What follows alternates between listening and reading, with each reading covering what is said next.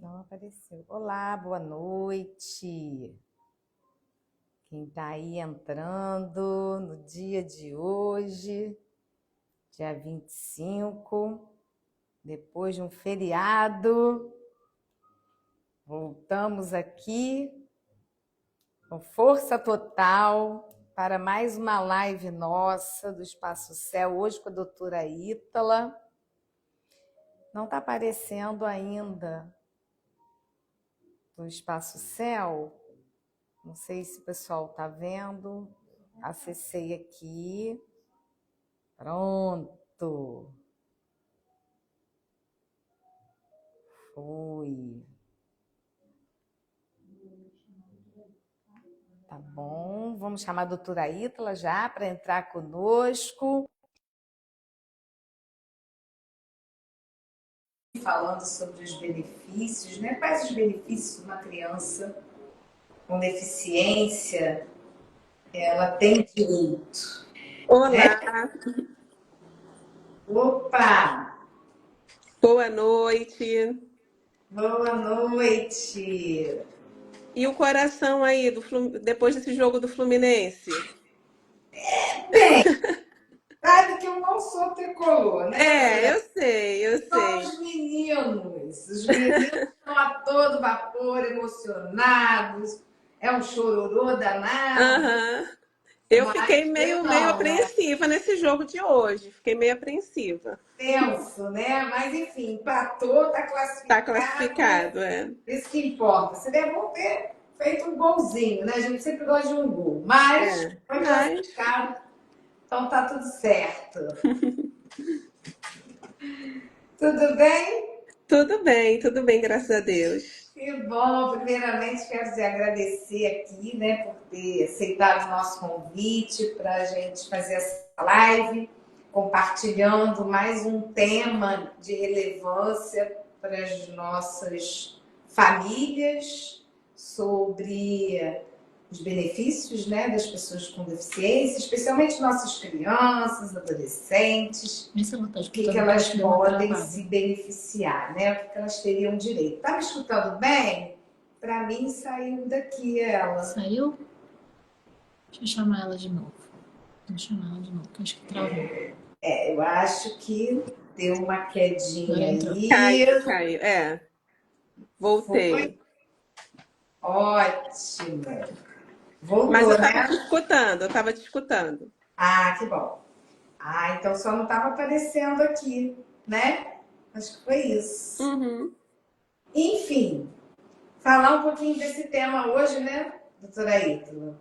De tanta Isso. relevância para as nossas famílias, de interesse delas, como a gente pode aí trazer um momento de esclarecimento, né, Isso, sobre isso. essa realidade das pessoas com deficiência, dos Isso. benefícios, né, das crianças, principalmente, que elas têm aí. Uhum. Então, por que isso é tão importante? Vamos lá, De né? falar desse assunto, das famílias conhecerem os direitos, Uhum. os benefícios assistenciais que estão aí disponíveis para elas. Vamos falar um pouquinho dessa importância das pessoas que têm diagnóstico de autismo, TDAH, ou deficiência intelectual, né? Uhum. Outras síndromes. Vamos lá. Eu que agradeço pelo convite, é um prazer estar aqui com o Espaço Céu hoje para a gente poder ter essa conversa com as famílias, tá? E eu sou, né, advogada previdenciária e já tem alguns anos aqui que eu luto com essas famílias para a gente conseguir não só benefícios assistenciais, mas também os previdenciários. A gente vai tentar hoje, né, tentar assim definir o que é o assistencial, o que é o previdenciário, porque muitas famílias acham até, né, que eu não tenho direito ao benefício assistencial, então meu filho não tem direito a nada. E não é bem assim, né? A gente vai tentar hoje trazer essa pauta. E também no caso da pensão por morte, que eu acho muito importante a gente falar, quando o pai dessa criança vier a falecer, é muito importante ali ter tudo na mão para conseguir essa pensão de forma vitalícia. A gente vai ver isso também, né? E eu acho assim, né, que o mais importante nessas situações é que as famílias conheçam quais são os direitos e os benefícios que estão disponíveis, né? Porque é como eu falei, muitas vezes o que impede não é nem a necessidade, o que impede é a falta de informação. Ah, eu acho que o meu diagnóstico não é suficiente para ter o benefício. Eu acho que precisa ter incapacidade total para ter o benefício. Então, assim, às vezes por falta de informação, aquela criança ali acaba deixando de ter aquele direito ali, acesso àquele direito, né? Então, eu acho que o mais importante é a informação mesmo. Sim. E aí, quais seriam, então, esses Esses benefícios, principais, né? né, Uhum. benefícios, tanto assistenciais e previdenciários, né, conforme a senhora falou aí, Uhum. que essas famílias podem solicitar? Vamos lá. Pode explicar um pouquinho, dar algum exemplo para a Uhum. gente? Olha, o principal benefício assistencial, né, que é o mais conhecido, o principal não, na verdade só existe esse benefício assistencial, que é o BPC, também chamado de LOAS, né? Esse BPC ele é pago no valor de um salário mínimo pelo INSS e tem acesso a esse benefício idosos com 65 anos de idade, tá? Mais de 65 anos de idade e pessoas com deficiência de qualquer idade. Tá? Qualquer idade tem direito ao BPC. E aí, o que é que a gente precisa comprovar? Os dois requisitos básicos nos casos das crianças é a renda per capita da família, que não pode ultrapassar um quarto do salário mínimo. E isso hoje em dia é só R$ 379, né? Eu acho que isso daí, esse requisito aí, muitas famílias acabam ali tendo essa barreira por conta da renda per capita. Então, o primeiro requisito é a renda per capita, que não pode passar um quarto do salário mínimo. E o segundo requisito... Oi? Não pode passar, a pessoa não pode receber isso. Por exemplo, um pai hoje que recebe R$ 3.000 e lá na casa dele só é ele, a esposa e o filho com a deficiência. Então já ultrapassou um quarto do salário mínimo. O INSS vai negar com certeza esse benefício. E o que a gente precisa fazer é ir para o judiciário para tentar flexibilizar esse valor. Agora, sendo bem sincero, o pai que ganha, sei lá, R$ 7.000 já não vai conseguir esse benefício, porque nem na justiça a gente vai conseguir flexibilizar essa questão do valor, tá? Então, por isso que é um benefício assistencial dado a pessoas que estejam em situação de vulnerabilidade. Muitas vezes a questão aí é que a mãe tem que parar de trabalhar, né, para poder cuidar da criança. E aí ela fica sem renda nenhuma, ela não tem como trabalhar, e às vezes o pai ali ganha um salário mínimo, ou até um pouco mais, né? E para dividir ali, às vezes tem mais de um filho, tem dois, tem três filhos, fora o filho que tem a deficiência, então fica complicado ali. Sim. Então, em alguns casos, a gente consegue flexibilizar essa renda, mesmo com ultrapassando um quarto do salário mínimo, mas a gente não consegue flexibilizar tanto, mesmo indo para o judiciário, infelizmente, tá? Então, é essa questão da renda, né, o primeiro requisito. E o segundo requisito é a gente comprovar essa deficiência, comprovar essas barreiras que essa criança enfrenta ali no dia a dia. O que é que essa criança enfrenta que faz deixar ela não tem igualdade de condições dentro da sociedade? Então, a gente precisa demonstrar que não é só o CID da doença, né? A gente tem que demonstrar ali que existem barreiras que essa criança sofre e que essa deficiência aí precisa ser comprovada. E acontece como para a gente conseguir esse benefício? A gente passa por duas perícias dentro do administrativo, que é a perícia social com assistente social, tá? E a perícia médica. Então, eles vão fazer lá uma somatória lá para ver se atinge lá a pontuação necessária para conceder ou não esse benefício, tá? Então passa por duas perícias para poder comprovar ali se essa criança tem direito ao BPC, ao LOAS. Entendi. O que vai acontecer é o seguinte, aqui tem chovido muito assim questões de crianças que é comprovada ali a questão da renda, ok, o INSS dá ok, Mas a questão da deficiência, o médico do INSS, o perito médico, ele diz que aquela criança ali não tem deficiência. Não se enquadra nos critérios de deficiência para a concessão do benefício. Quais, Tá? por exemplo? Como assim? O que acontece? Qual o diagnóstico que eles consideram que não se enquadra? Até diagnósticos de autismo, eu tenho aqui uns 2 recentes de autismo que eles não enquadraram como deficiência, ou diz que não tem um impedimento a longo prazo. Teve uma criança aqui que, se eu não me engano, ela não tem 3 anos ainda. É como se ela tivesse ainda muito nova para esse diagnóstico, né? É isso que eles entendem. E aí a gente precisa ir para a justiça, e aí, nesse caso, o que é que a gente vai brigar na justiça? A gente vai brigar para dizer para o juiz assim, olha, o ponto controvertido não é a renda já está ok, né? Já é considerada uma família vulnerável.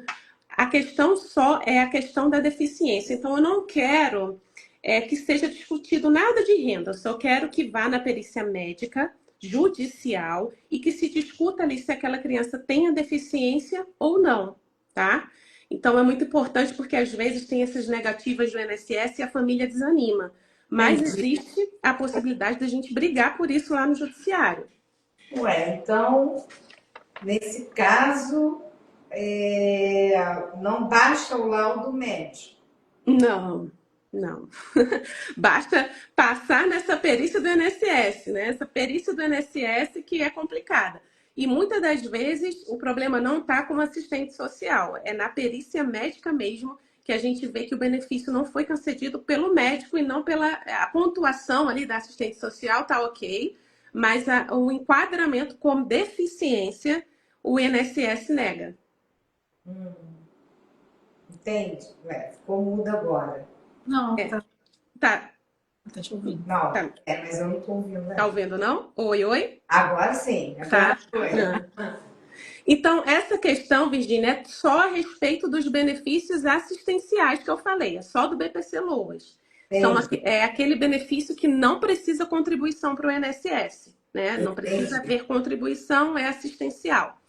Agora. E é vitalício? Oi? E seria vitalício? Não é vitalício, não. Por quê? Existem os chamados pente finos. Eu não sei se você já ouviu falar. O INSS convocou para um pente fino. Então, o que é que pode acontecer? O INSS pode chamar de novo aquela criança lá para ver como é que tá as condições, né, daquela pessoa. Se as terapias que ela fez surtiu efeito, se mudou alguma coisa. E também tem questão de renda que pode ser modificada. Pode ser que naquele momento da concessão do benefício, a mãe não estava trabalhando, mas depois arrumou um trabalho de carteira assinada e aí vai complicar. Eles vão cessar esse benefício. Então, não é vitalício, tá? Então, por isso que se chama, então, de um benefício temporário. Por conta disso? Não, esse não é... Ele se chama benefício assistencial. Né? Desde que seja comprovada ali que a renda é baixa e desde que comprove que aquela deficiência se mantém, ele se mantém também, tá? Um ponto muito importante é a atualização no CAD único, porque para ter direito a esse benefício, você precisa estar inscrito lá no CRAS, precisa fazer aquele CAD único. E esse CAD único, ele precisa ser atualizado a cada 2 anos. E o que é que acontece? Às vezes a família esquece de atualizar esse CAD único e acaba cessando o benefício por falta dessa atualização. Então, essa atualização de 2 em 2 anos no CAD único também é muito importante para manter o benefício ativo. E aonde que a família consegue acessar esse documento para... O CRAS. Cada bairro tem uma unidade do CRAS, né? Ela tem que procurar ali o mais próximo da casa dela. E aí, depois, ela tem a senha do Gov, com a senha do Gov, ela consegue consultar o cadastro e ver quanto que ela precisa fazer essa atualização. Depois, ela consegue acompanhar pela internet. Mas, de início, ela precisa ir presencialmente para fazer esse CAD único. Sim, tá certo. Bom, tá? A gente entende, né, que hoje, assim, as pessoas tendem a burlar muitas coisas, né? Então, nada mais justo e correto de realmente fazer essa perícia, né? Mas desde que também o médico ou quem está periciando saiba entenda do assunto, né? Uhum, Para não acabar negando o direito aí dessa pessoa, né? uhum, E, por exemplo, nesse caso que você falou, a criança tem o laudo e ele questionou porque é muito cedo para dar o laudo, né? uhum, Não necessariamente, a gente sabe que hoje já se consegue fechar diagnósticos mais precoces, né? uhum. Então, no caso, 3 anos de idade, já dá para ter certeza aí desse diagnóstico, né? Feito lá os exames, os que descartam, né? Outras questões orgânicas, biológicas, como uma deficiência auditiva, por exemplo, né? Para ir descartando aí algumas coisas, mas, por exemplo, no diagnóstico de autismo, né? Uhum. Você fazendo os descartes, acompanhando, aplicando algumas escalas de desenvolvimento, o médico fazendo essa avaliação clínica, ele vai perfeitamente poder fechar aí esse diagnóstico, né? Mas no TDAH também. Olha, a gente tem alguns casos de TDAH que a gente consegue sim. E aí a gente vai chegar mais na frente a falar sobre isso também, sobre a questão do laudo. Porque se o laudo estiver bem detalhado e falar ali quais são as barreiras que essa criança enfrenta, dá para a gente conseguir com TDAH também, não é só com autismo, não. Entendi. Tem uma pessoa aqui, a Mariana, eu acho, está perguntando sobre a perícia, se ela é feita por um médico especialista como um neuropediatra. Por exemplo. Ó, no administrativo, dentro do INSS, não. É um médico perito do INSS e aí não tem essa especialidade. Ai, Quando a gente vai para a justiça, a gente pode solicitar que seja com um especialista. Tem como solicitar sim.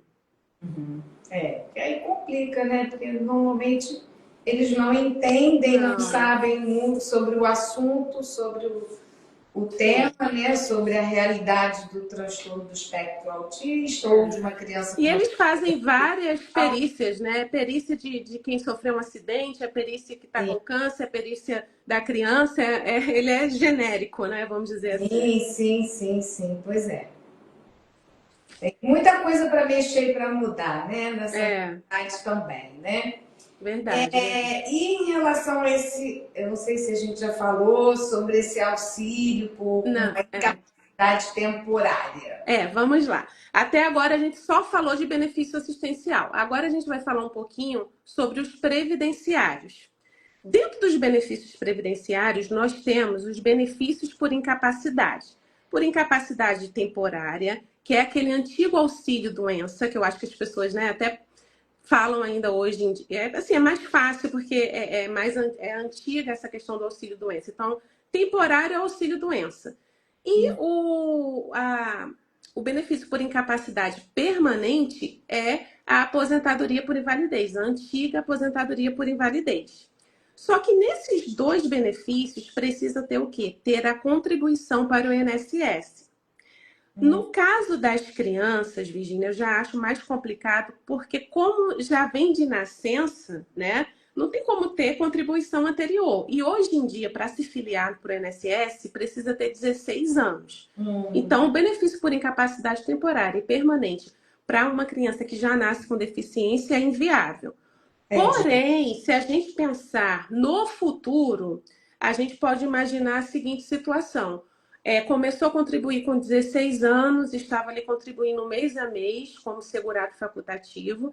Quando chegou com os 24 anos de idade, sofreu um acidente, teve uma amputação ou foi diagnosticado com uma nova doença. Aí sim, essa pessoa vai ter direito ao benefício por incapacidade, ou temporária, ou benefício por incapacidade definitiva, né, permanente, que é a aposentadoria por invalidez. Então, assim, no momento a criança não vai conseguir esse benefício, no futuro existe essa possibilidade de estar resguardado e conseguir um benefício por incapacidade.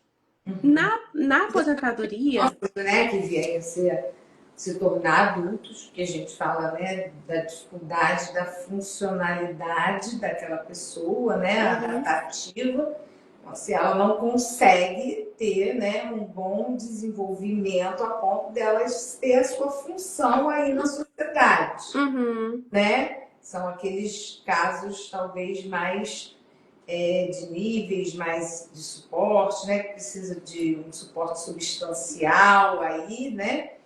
E aí que realmente fica difícil delas estarem em algum tipo de trabalho, mesmo que seja um trabalho assistido, algumas, a gente vai conseguir, né? Desenvolver um trabalho assistido, para estarem de alguma forma inseridos no mercado de trabalho, mas tem outros que têm um nível de muita necessidade de suporte e, portanto, não consigam atingir nenhum tipo aí de funcionalidade, né? Então, seriam esses casos, né, que a gente que poderiam ser beneficiados desde esse auxílio, né, Doença ou aposentadoria. aposentadoria, mas desde que estivesse pagando a partir dos 16 anos. Seria isso, então. Mas assim, pela doença, pela deficiência de nascença, ele não iria conseguir esse benefício.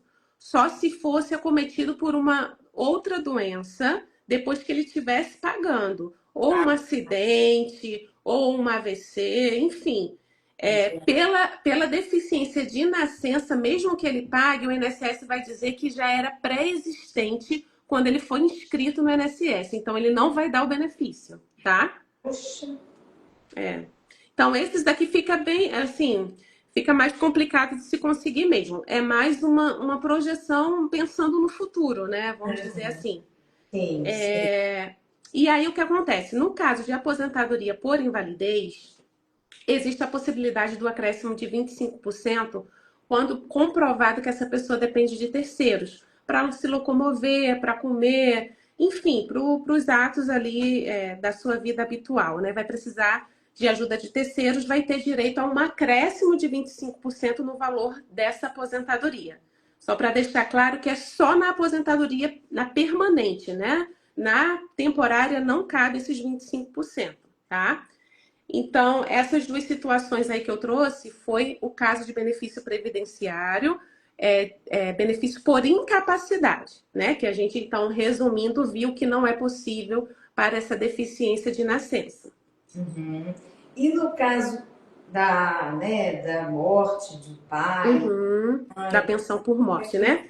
como é que fica essa questão da aposentadoria? Passa para o filho? Como é que fica isso? Como que é essa situação toda Da aí? pensão por morte, Como é que é isso? Vamos lá. A pensão por morte de um segurado, vamos supor, faleceu, a criança ali não tem nenhum problema. Essa pensão por morte ela vai ser cessada aos 21 anos de idade pelo INSS. Existe lá aquela situação, e se fizer faculdade, vai ser até 24? Isso é uma questão da vara de família, daqueles casos de pensão alimentícia. Pensão alimentícia pode ir até os 24 anos se estiver na faculdade. Mas no caso do INSS, cessa aos 21 anos de idade, mesmo se estiver estudando. E aí, Virginia, nos casos, né, de crianças com deficiência, essa pensão ela pode ser vitalícia. E o que é que a gente precisa comprovar? A gente precisa comprovar que essa deficiência é anterior ao óbito, tá? Basicamente é isso. Por exemplo, a gente vê casos aí, vamos dizer que a criança nasceu, não tinha nenhuma deficiência, e aí adquiriu alguma deficiência no meio do caminho, só que o pai... e aí com 22 anos, vamos pensar assim, 22 anos o pai veio a falecer, e ela não tinha ali documento, laudo daquela deficiência. Então, fica complicado para a gente conseguir essa pensão vitalícia, porque o INSS existe uma prova robusta de que aquela deficiência se deu antes da morte. Antes da morte do segurado. Então, basicamente, o cuidado que tem que ter aí é só a questão mesmo de comprovação médica de que existia aquela deficiência, né, para poder conseguir ela de forma vitalícia. A pensão por morte, assim, é um pouco mais tranquila, né? Sim, para passar, então, essa pensão. E agora, sim, tem um detalhe que eu lembrei, porque muitas famílias chegam aqui, e quando eu vou olhar a carta de concessão, o INSS colocou lá a limitação até aquela criança completar os 21 anos de idade. E é bom observar isso, Porque na hora de fazer o pedido da pensão por morte, tem que dizer que o filho possui a deficiência. Porque se não falar que tem a deficiência, não vai ser automático, não vai ser vitalício. Eles vão colocar aquele redutor não, aquela exclusão aos 21 anos de idade. Tá? Então é importante que as famílias tenham isso em mente. Na hora de fazer um pedido de pensão por morte, eu tenho que colocar lá que essa criança tenha deficiência para que ela possa ser avaliada e que essa pensão possa ser vitalícia e não cesse aos 21 anos de idade. Certo. Isso já tem que ser solicitado, né? Colocado previamente para Isso. a pessoa garantir isso para a pessoa, né? Uhum. Não, aos 21, pronto, acaba, né? Cortam Isso aí, corta. Aí é mais complicado, porque aí a gente vai ter que entrar no judicial e provar, e, né, enfim, aí vai passar ali um período sem pensão. Então, o certo é você colocar desde o início. Perfeito, perfeito. E em relação à questão aí, né, que muitas famílias trazem também, ficam em dúvida, se o laudo que elas possuem, né, seria suficiente, então, para solicitar esse benefício. Uhum. O que esse laudo precisa conter ali para ser aceito, então, pelo INSS. Assim, a gente até brinca que às vezes o laudo está perfeito e mesmo assim o INSS nega, né? Existe essa possibilidade, tá? Mas para a gente poder trabalhar com um pedido administrativo ali perfeito, a gente precisa que o laudo atenda alguns critérios. O CID, né, que é muito importante, às vezes chegam famílias aqui que nem o CID da doença tem no laudo. Então, assim, precisa ter esse CID. Precisa ser um laudo, claro, detalhado, que tenha a identificação ali do paciente, que tenha a identificação, assinatura, carimbo do médico, né, que assina ali direitinho. E no caso dos benefícios assistenciais, a gente tem ali que demonstrar o seguinte: quais são as barreiras, né, mais uma vez, que essa criança enfrenta? Que tipo de terapias que ela precisa? Quais as barreiras que ela enfrenta no dia a dia? Por que ela não tem igualdade de condição?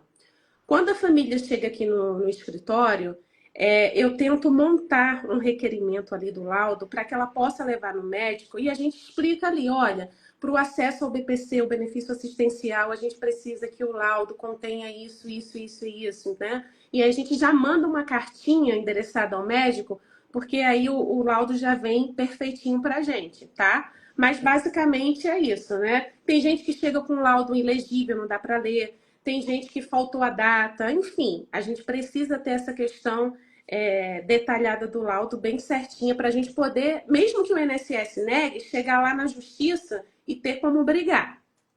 Sim, porque o que acontece, né? Senão atrasa muito esse processo, né? Sim, sim. Ficar indo e vindo, vai e volta, volta médico. Isso acontece até para, no caso, quando a criança também vai solicitar um tratamento, às vezes não vem a indicação, né? Correto. Para a gente atender a criança, né? Uhum. E aí aquela coisa que atrasa e não é isso, e aquilo, enfim, causa um transtorno para a família que fica num vai e vem danado. É uma situação chata, né? Porque o tempo vai passando, vai perdendo tempo, e aí a coisa complica mais, é desgastante demais, né? Também. Uhum. E no processo administrativo também não é diferente, né? Tem que estar corretinho aí, né? Para solicitar, por exemplo, para botar o diagnóstico com o CID, né? Um prognóstico dessa criança, o grau dela, né? De dificuldade. O grau é severo, não é severo, né? Então, assim, essa questão do laudo é importante, a gente ter um laudo redondinho.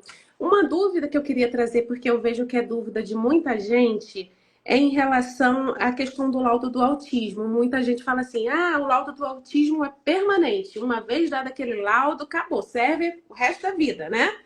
E assim, os órgãos, eles não entendem muito dessa forma, tá? Eles gostam de laudo atualizado. Um laudo que foi do ano passado, para eles, já não serve mais. eu até entendo que o diagnóstico ali do autismo é permanente, né? Eu acho que é dessa forma que fala. Sim, O que é que eles querem? Eles querem um laudo atualizado, porque às vezes o grau ali, né, do autismo mudou, as terapias, elas estão sendo feitas e está surtindo efeito. Então, assim, o diagnóstico é permanente, mas às vezes a funcionalidade ali da criança mudou, né? Então, sim. por isso que eu acho importante, super importante, que o laudo seja atualizado. E eles também não gostam de laudo antigo, não, tá? Assim, gosta assim, mas de uma forma gradativa, que tem o antigo, mas também que tem o atual. Sim. Eles não gostam que seja só aquele laudo antigo, não. E realmente, né, a criança, do que diz respeito ao diagnóstico, pronto, Uhum. é o diagnóstico. Uhum. Mas do que essa criança está apresentando naquele momento, é naquele momento. É verdade, verdade. Então, às vezes, a gente tem, né, famílias que, no nosso caso aqui, né, já tem aquele laudo muito antigo e às vezes não volta no médico. Precisa também de um acompanhamento, né? Precisa Uhum. dar o médico acompanhar, ver por que a criança está evoluindo, Se né? aquela medicação fez efeito ou não. Não, exato. E aí, assim, o nível já de melhora dela, de funcionalidade dela, tudo isso é importante, né? Então, Uhum. lá o médico vai dizer, né? Atualizado aquilo ali, às vezes a criança vai ter uma dependência maior, outras já Uhum. conseguem realmente ter ganhos substanciais, né? Então, é importante realmente em todos os âmbitos que esse laudo esteja mais Atual. atualizado, né? Não que o Uhum. diagnóstico vai mudar, É, isso. diz respeito ao próprio quadro no momento daquela criança, né? Isso. O Uhum. cenário que aquele quadro ele se encontra, né? Isso mesmo. Tem uma questão também, Virginia, que eu acho que é importante trazer, é sobre o planejamento previdenciário de uma criança com deficiência. Porque o que é que vai acontecer? Pode ser que o LOAS, o benefício assistencial, seja negado, porque a pessoa tem ali aquela renda per capita que ultrapassou o limite. E o que é que vai acontecer? Pode dizer assim, então o meu filho não tem direito nenhum. Existe a possibilidade, a partir dos 16 anos, de ser realizada a contribuição como contribuinte facultativo daquela criança. O contribuinte facultativo dentro do INSS é aquela pessoa que não trabalha, é o desempregado, é aquela pessoa que não exerce atividade como autônomo, não exerce atividade remunerada, ela está de forma facultativa pagando o INSS. Existe a possibilidade de se pagar o INSS dessa criança e veja, com 16, começando a pagar com 16 anos, existe a aposentadoria da pessoa com deficiência, que se ela tiver ali um grau severo, né, do autismo, por exemplo, ela vai conseguir se aposentar com 41 anos de idade. Ou seja, é um planejamento, é pensando no futuro. Aí pode pensar, mas se eu morrer, eu vou deixar a pensão por morte vitalícia. Só que essa aposentadoria da pessoa com deficiência pode acumular com essa pensão. Hum, Então, ao invés dela ter só a pensão por morte lá no futuro, ela vai ter a pensão por morte e ela vai ter a aposentadoria dela da pessoa com deficiência, ah, né? E nesses casos a gente sabe que quanto mais, melhor. Então, eu acho importante falar disso porque muitas famílias elas não têm essa noção de que pode-se fazer um planejamento previdenciário para essa criança com deficiência, pensando numa aposentadoria no futuro. entendi. Já estou pensando aqui em alguns casos aqui, nossa, alguns Uhum, jovenzinhos já, né? Adolescentes, uhum. começaria a pagar a partir de que idade? De 16 16 anos. meses. 16 anos. E Então, se o grau for severo e se a lei não mudar, porque nesse país, né, a gente tem essa insegurança, não tiver sim. nenhuma reforma da Previdência, com 41 anos de idade, 25 anos de contribuição no grau severo da deficiência, ele já consegue se aposentar. Hum, Então, bacana. Isso é uma eu acho uma questão muito bacana porque é uma forma de garantir mesmo o futuro, de pensar no futuro, né? sim, com certeza, assim, as famílias, né, vivem essa realidade da incerteza, dessa insegurança, como vai ser, né, Uhum.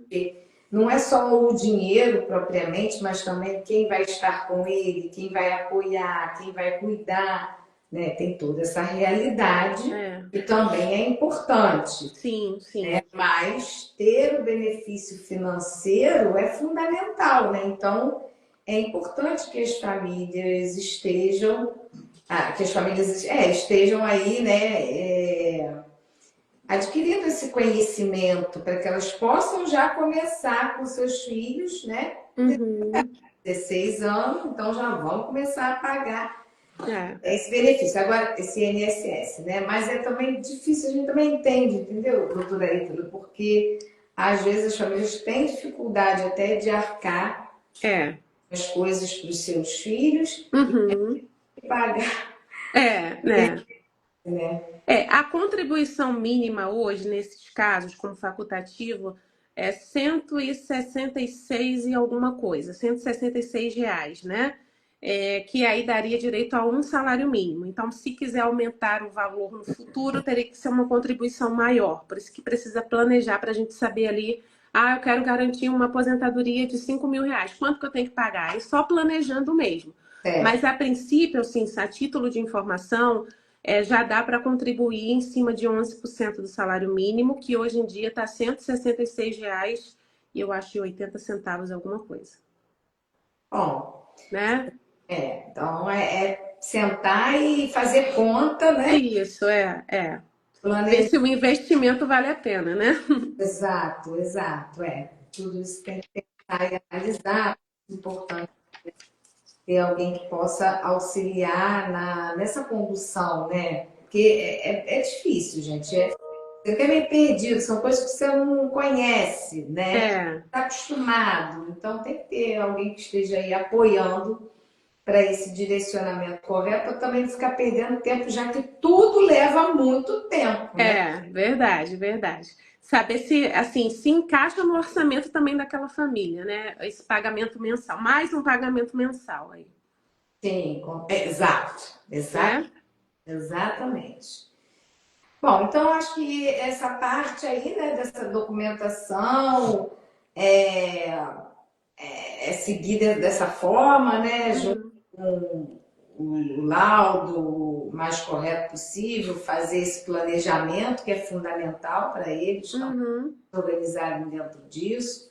Quem já não, os filhos que ainda não têm, né, a idade para começar a contribuir, mas já pode começar a se programar, né? Faz Isso. um dinheirinho mensal, né? Que sejam uns R$ 30. Vai juntando, Vai né? juntando, isso aí. Bota no porquinho, não, né? Mas bota na poupança, a poupança também não dá nada, tem que botar uma É, aplicaçãozinha aí para ter uma condição de buscar esse benefício lá na frente, começar a fazer uma contribuição, né, para ter esse dinheiro certo aí, uhum. né? E existe então algumas regras, alguns mitos, né, sobre essa questão dos benefícios. Quer falar Uhum. disso? Tá, vamos lá. Da É pena? assim, o mito. Oi, me escuta? Pode falar. Ah, os mitos são perigosos porque é como eu até já falei um pouco no início, né? Tem gente que acha que só o diagnóstico já garante o benefício e não é assim. Tem gente que acha que o diagnóstico não é suficiente e também não é assim, né? A gente viu ali que a gente precisa construir essa documentação, tá?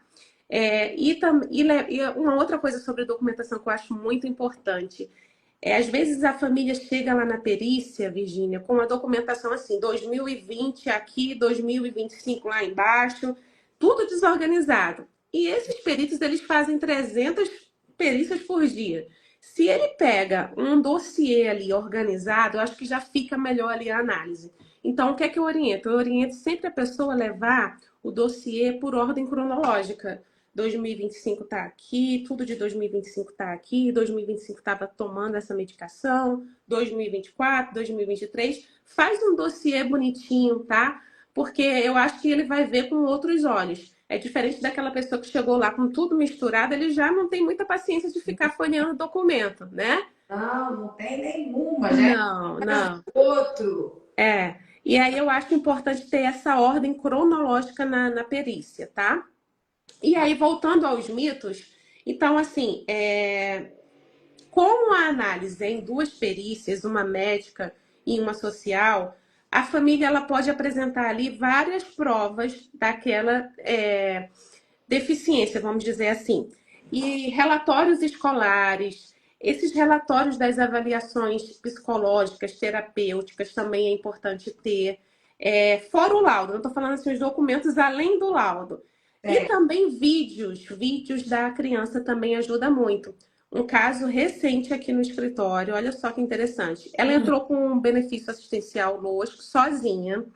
Ela juntou lá, eu acredito que só um laudo, não tinha relatório de escola, não tinha laudos, né, dos tratamentos, aquelas avaliações psicológicas, não tinha nada disso. Ela juntou esse laudo, ela foi na perícia, tá? E foi negado o benefício dela. Disse que ela não tinha ali, não se enquadrava na questão de deficiência. E qual foi a nossa estratégia aqui? Ao invés de a gente ir para o judiciário com aquele processo, vamos dizer assim, que estava fraco, né? Aquele processo Sim. administrativo ali estava fraco de provas, a gente usou como estratégia a gente entrar com um novo benefício, organizando as provas, e aí a gente incluiu os vídeos. A criança ela andava na ponta do pé, ela vivia muito no colo da mãe, chorava o tempo inteiro. Então a gente conseguiu anexar esses vídeos, a gente orientou ela direitinho, juntou outras avaliações além do laudo.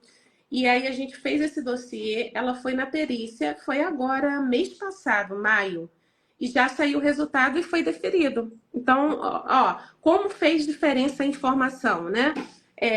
E a montagem ali do processo administrativo fez total diferença. Agora, dia 1º de julho, ela já vai receber aí o primeiro benefício dela, ela está super feliz. A gente não precisou ir para o judiciário, a gente conseguiu trabalhar ali dentro do administrativo, né? A partir do momento que a gente fez ali a instrução perfeita e juntou todas as provas, deu certo, né? Então, assim, é mais para a pessoa não se desesperar, porque às vezes tem aquela negativa e desiste. Mas com uma orientação certa, dá para a gente brigar, inclusive dá para brigar pelos atrasados, Sim. tá? Né? E os atrasados, às vezes, por exemplo, nesse caso dela, que foi indeferido o primeiro, acho que foi em dezembro, a gente está brigando agora lá no recurso, dizendo assim, olha, agora em maio foi deferido. E lá em dezembro ela já tinha aquele diagnóstico, já tinha toda aquela situação. Então a gente está tentando brigar agora por esses atrasados, né? De dezembro até maio. Então, assim, tem muita coisa que dá para fazer, não é? O negócio é não se desesperar, né? E não parar ali com a primeira negativa. Bacana. Isso é interessante. Por isso é importante ter as coisas organizadinhas, né? É. Aí você consegue, ó, foi um caminho bacana, né? Que você Uhum. foi, né? E, enfim, então, no caso aí, você falou da criança, e em relação à vida, né? Já dessas alterações da deficiência, desse impacto funcional aí na vida diária, como que é feita essa comprovação? Segue o mesmo caminho? Sim. Só um vídeo? Isso. Os vídeos e essas avaliações psicológicas e terapêuticas também ajuda bastante. Registro de acompanhamento, de- vamos colocar assim, um dossiê de todo o tratamento que aquela criança fez, né, até agora, qual foi a evolução, se teve evolução, medicação, eu acho importante. Certo. Isso aí é o que normalmente o INSS costuma exigir, é isso? Isso. INSS e também assim, para a gente chegar lá na justiça e brigar contra o INSS, tá vendo? Eu já juntei isso tudo e mesmo assim o INSS negou. Então a Certo, gente já vai mais preparado para a briga lá na justiça. certo. E em relação aos desafios, né, todos esses entraves, aí a gente já falou um pouco das famílias, É, né, que eles vão enfrentando na hora, né, de conseguir esses benefícios, essas dificuldades todas, que muitas vezes, como por exemplo essa organização, né, acaba sendo uhum, uma barreira, um entrave, né? Então isso. a dica de manter essa organização Por ordem cronológica. novinho, né? Já ter tudo registradinho, organizado numa pasta aí que possa Isso. ser lançado mão, né? A qualquer momento, né? Uhum. Tem alguém perguntando É, a importância dos relatórios escolares. particulares nesses casos. É porque acaba ajudando, né? É, assim, a gente tem um laudo, tem um relatório escolar, tem a declaração ali do tratamento que está fazendo. Então, assim, eu acho que é mais para somar, né? E a escola ali vai dizer, né, que se aquela criança evoluiu, se não evoluiu, se ela se adaptou bem, se, né, se ela fugiu a palavra, mas se ela mantém contato com os outros amiguinhos ou se ela é fechada na dela. Então, assim, o relatório escolar ajuda bastante. Uhum. Sim, se há uma dificuldade também na escola, no sentido, né, dessa adaptação dela, É. funcionamento dela ali na escola, né? Uhum. Já mostra. Se ler, se não ler, né? Se aprendeu a ler, se não conseguiu aprender a ler, se sabe contar. Eu acho que a escola vem bem detalhado ali o que é que a criança evoluiu, o que não evoluiu, né? Eu acho importante porque soma. Certo.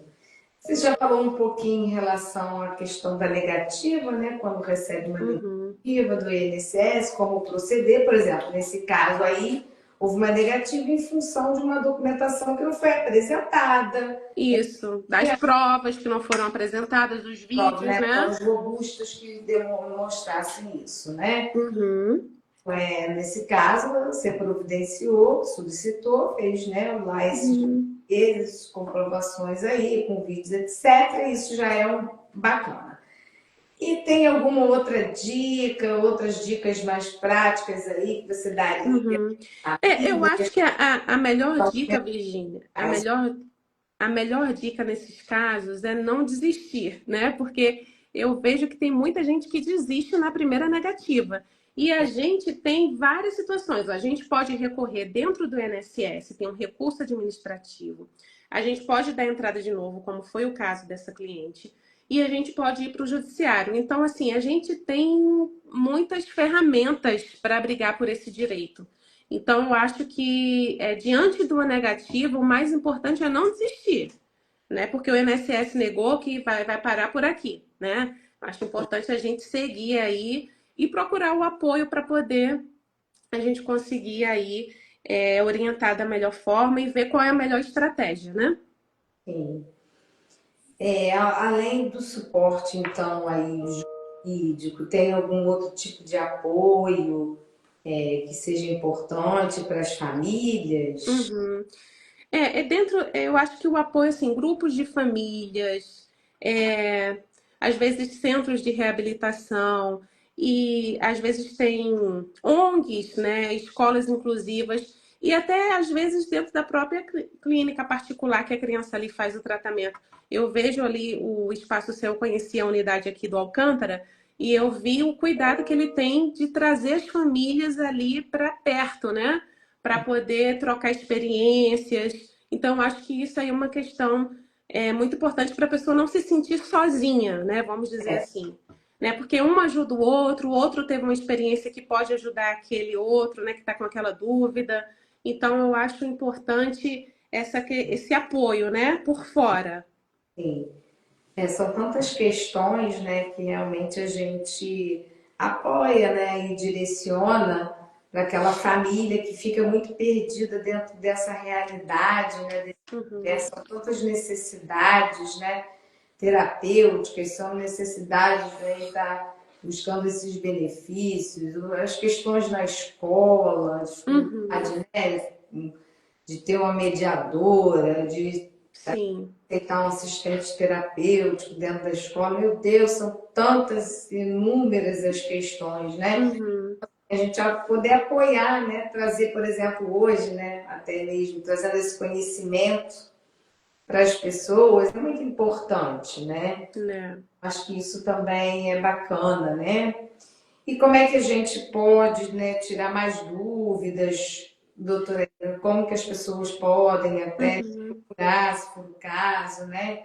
Entrar em contato, buscar mais orientação, alguma orientação aí que possa ajudá-las, né? Porque realmente É. Sozinha a gente tem Trava, é. trava. Isso. É o que acontece. Vocês podem me procurar aí pelo Instagram mesmo. No Instagram, inclusive, eu posto várias dicas, né, de benefícios, Bacana. vídeos explicando alguma situação ali que você pode fazer para conseguir o benefício. Então, assim, tem bastante orientação. O meu perfil ele é voltado para essa área previdenciária mesmo, tá? Show. O meu escritório físico é aqui em São Gonçalo, no prédio 1000. É um prédio conhecido aqui na Zé Garoto, onde tem bastante, tem médicos, tem clínicas, então assim é fácil de achar. E pelo perfil aí você pode clicar, marcar, a gente faz consulta online, a gente faz consulta presencial e eu fico à disposição aí para tirar qualquer dúvida. Bacana, show. Muito bom. E mais alguma questão que você queira abordar, que você gostaria aí de estar falando, passando? Eu até assim fiz uma mensagenzinha aqui de finalização, né? E a minha mensagem é mais assim de esperança com responsabilidade, porque eu acho que nenhuma família precisa passar por essa burocracia sozinha, né? Conhecer os direitos é o primeiro passo para garantir uma dignidade, um futuro, uma segurança para uma criança com deficiência, né? Que é essa questão que a gente falou do planejamento. Então, eu acho que vale a pena conhecer, se vale a pena, se faz sentido para dentro da família essa questão de um planejamento previdenciário para essa criança.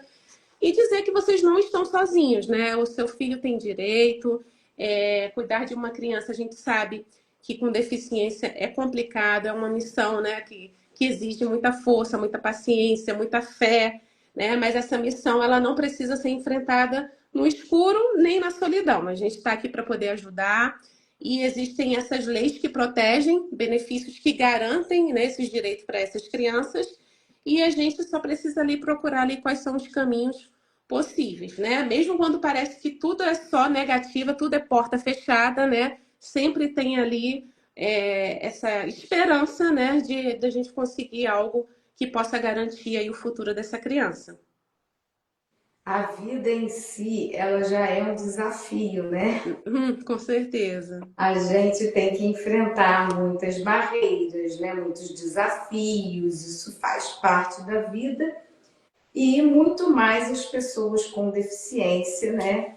Encontram realmente mais desafios, né? A gente não pode negar isso e nem dizer que isso não é uma verdade, né?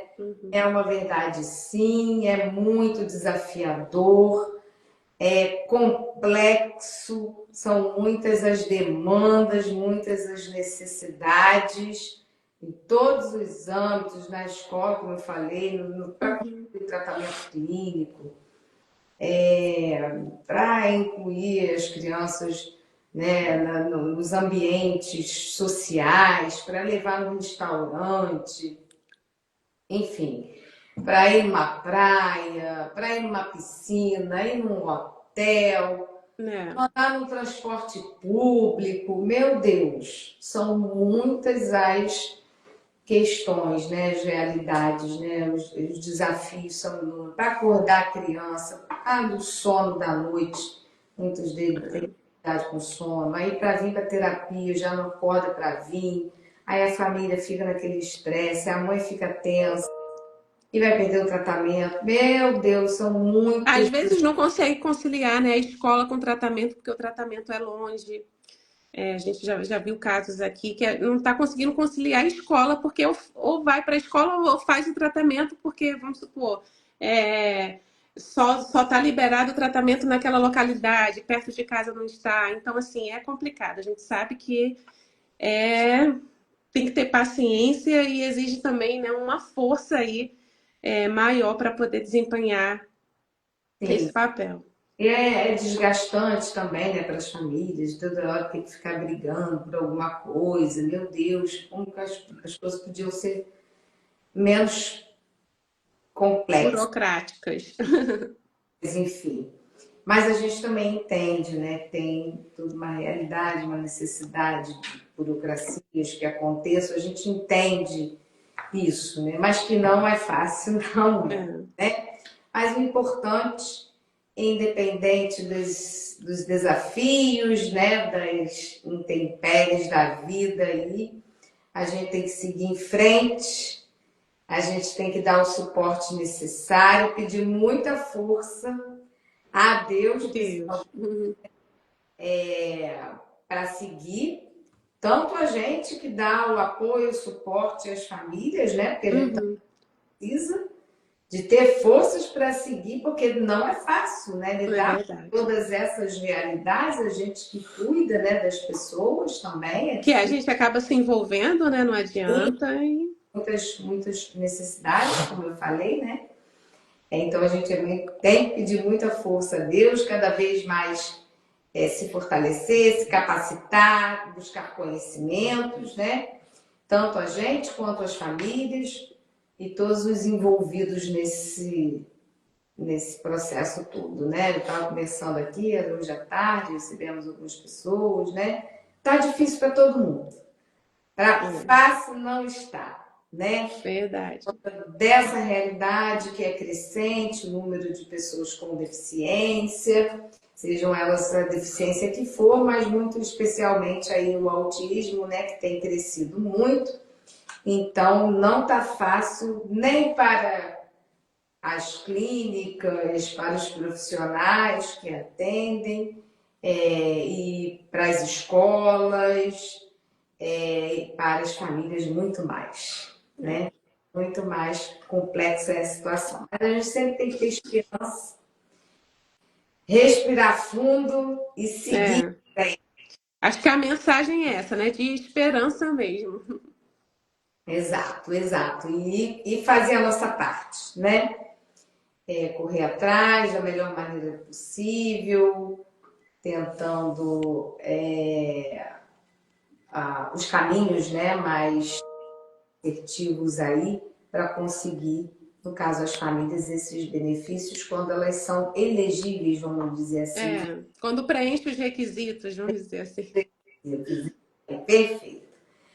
Muito bem, estamos chegando aqui ao nosso final da live, doutora Ítala Nogueira. Foi um prazer. Eu aprendi um monte de coisa aqui, né? Que eu também sabia. É um universo que não é diretamente o nosso, né? A gente da área clínica, né? Não está A gente diretamente. quis trazer, né, uma informação, vamos dizer assim, fugir um pouco, né, daquela questão das terapias em si, mas a gente tentar trazer essas informações dos direitos, né, que essas crianças podem ter no futuro ou agora, né? Isso, perfeito. Foi ótimo, muito esclarecedor, né? E vamos ver, né, se a gente consegue estar ajudando mais pessoas com essa informação. Quem participou da live, transmita também a outras pessoas, né? Vai ficar gravado e aí a pessoa pode também assistir posteriormente, tá bom? Tá bom. Eu que agradeço o convite, Virgínia, é um prazer, tá? Eu sou fã aí do Espaço Céu, fã aí da sua trajetória também, e é um prazer dividir essa noite aí de informação com vocês. Obrigada. Eu quero agradeço todos nós, em nome de toda a direção do Espaço Céu, né? E profissionais, agradecemos. Obrigada, boa noite. Um beijo a todos. Beijo. Fiquem com Deus, pessoal. Obrigada pela participação de quem esteve aqui com a gente. Várias pessoas já passaram pela live. Agradecemos a todos que estiveram conosco. Um beijo grande, boa noite. Boa noite, tchau, tchau. Deus abençoe. Tchau, tchau. Tchau.